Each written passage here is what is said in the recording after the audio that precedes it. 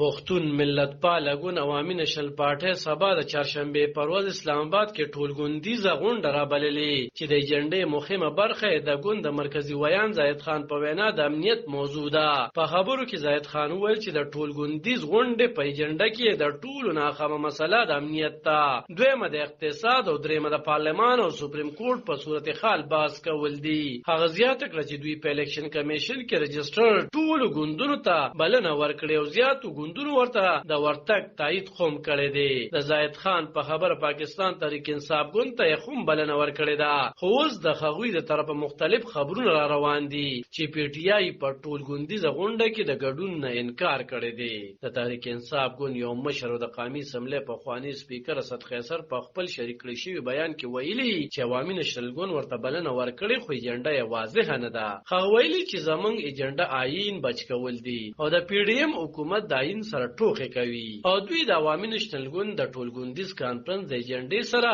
اتفاق نه کوي. دوی ګڼي چې د ملک د ټولو مسلو ذمہوار د پی ډی ایم حکومت دی.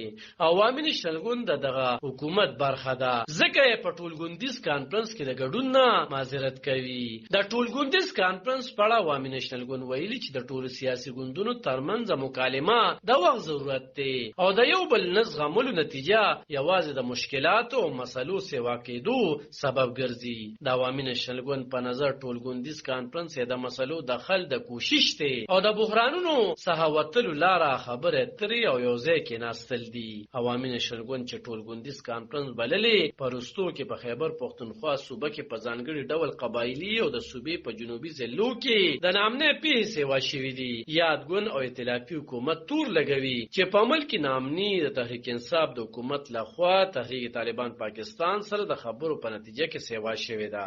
علب خان شیرپو دلبر نیوز 400 پښتون